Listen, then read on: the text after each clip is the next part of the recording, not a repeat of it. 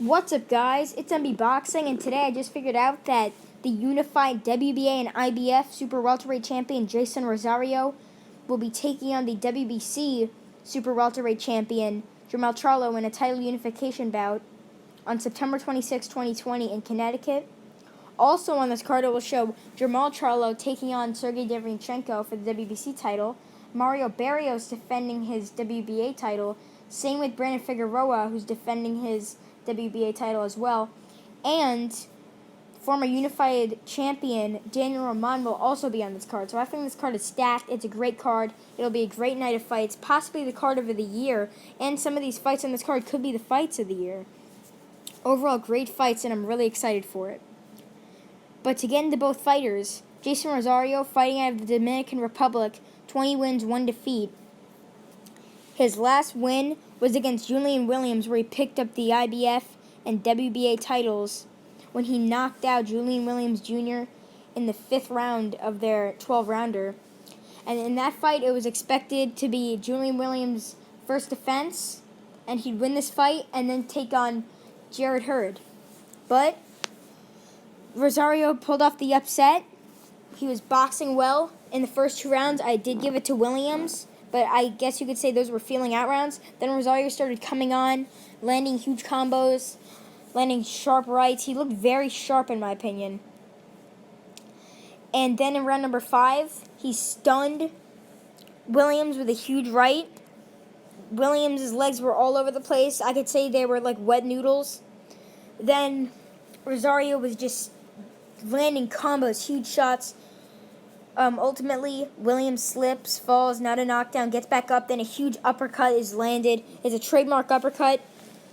Williams, I guess you could say, was looking at the stars when he landed the uppercut. He wasn't there. He was really out on the ropes. The referee stopped the fight, and that's how Jeison Rosario won his titles.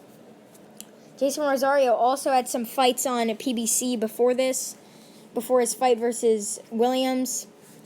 And his only defeat was to Nathaniel Gallimore, and that was another PBC fight, and he lost by KO. So his only loss is by knockout, but it is to Nathaniel Gallimore, who's also a highly ranked super welterweight, but I'm not sure of championship level.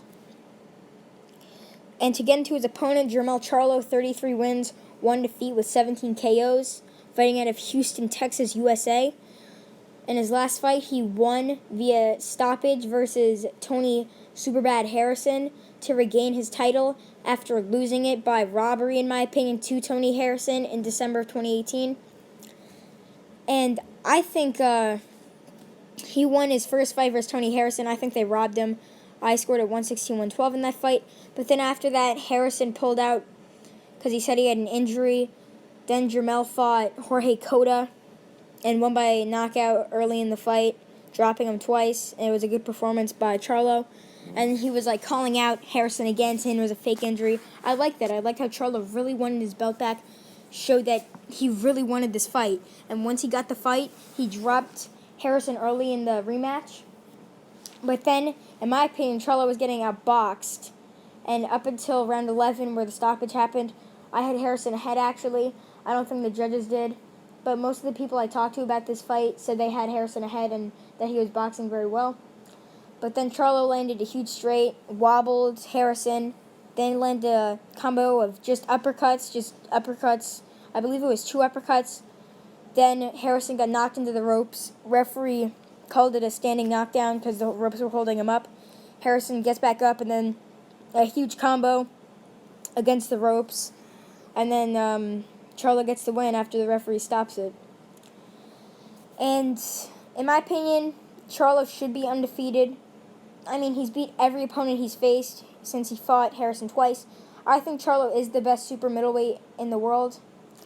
But Rosario definitely is in the top 10. I think he's number 5, number 6, number 4, around there.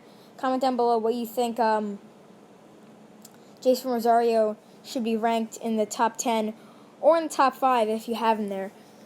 I think it's got to be Charlo with like Erislandy Lara as well in there in the top super welterweights. Lara, who's the WBA champ.